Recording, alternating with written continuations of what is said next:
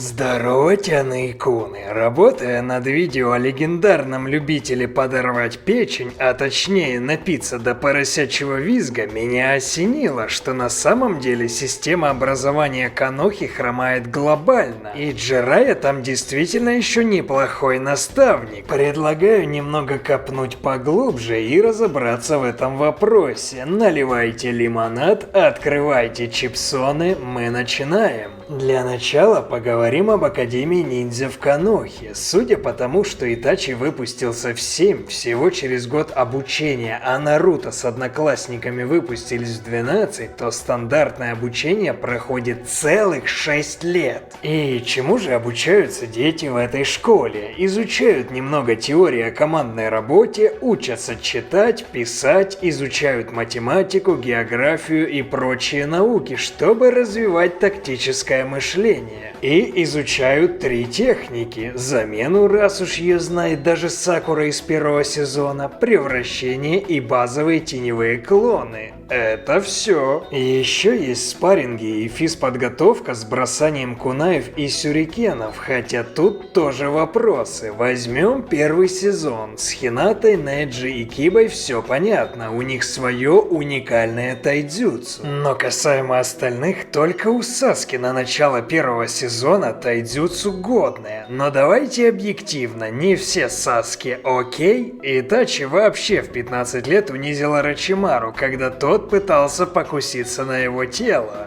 Кто тебе дал право? Твое место у параши. Тайдзюцу даже у Наруто курам насмех. Да, он не силен в теоретическом обучении, но на тренировках он никогда не ленился. Уверен, что Наруто, что другим нужен банально правильный наставник, а не Ирука. Он классный мужик и поверил, что Наруто не монстр, но пусть тогда устроится школьным психологом. Обучай Наруто, например, Итачи, он стал бы лютой имбой уже за пару лет и засунул бы Какаши те колокольчики в...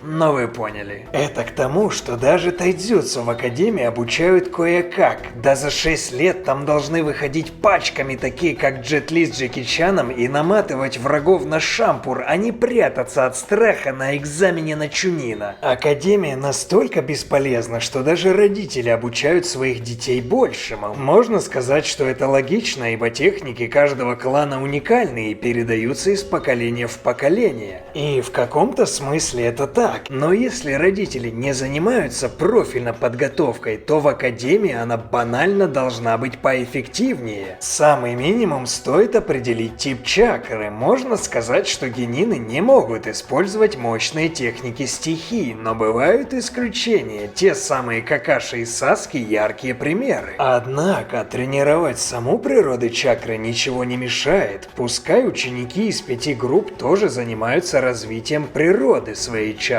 Вот у кого ветер отправить на урок по разрезанию листа. За 6 лет наверняка это можно сделать, а кто более способный, отправлять на урок по разрезанию водопада. Или если у кого-то есть талант гензюцу, то почему бы не пытаться развивать этот навык? Кого-то можно пытаться обучить азам медицинских техник. Да и развитие других отраслей в Академии не помешало бы. Шифровщики, местные штази, вот где и когда они обучаются.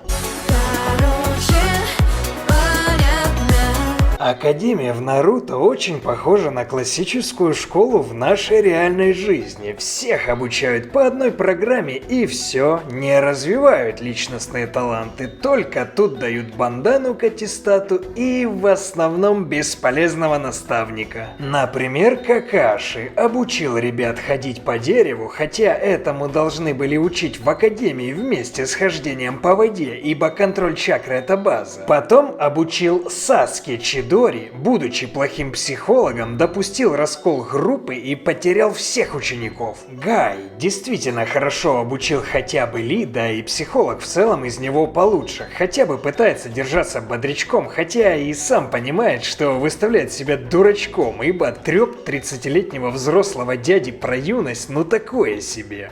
Покажись, падла! Скажи мне это прямо в лицо! Куренай и Асума непонятно, но навряд ли там что-то полезное и глобальное, несмотря на разговоры о тренировках. Одни лишь пустые слова. Ибо техники команды Куринай уникальны, а у Асумы вообще легендарное построение Ино Шикачо. Но это не означает, что их нечему обучать от слова совсем. Учитывая вышесказанное, очевидно, почему новые поколения в Наруто удивляются своим предкам. Если даже Шисуи говорит, что он никто по сравнению со своим дедом Кагами, то что говорить об остальных? Тут у меня, кстати, вопрос, а на что вообще был способен Кагами? Да, Шисуи говорит это в филлере, но я готов в это поверить, ибо пятерка Каги поражается силе Мадары, а это канон. Цунаде задается справедливым вопросом о том, как ее дедушка с ним сражался. Конечно, воскрешенный Мадара это абсолютно иной уровень, чем живой с ограниченной чакрой, но тем не менее, насколько следующее поколение уступают. И возможно, система образования и подготовки не последняя тому причина. Академию создал Табирама.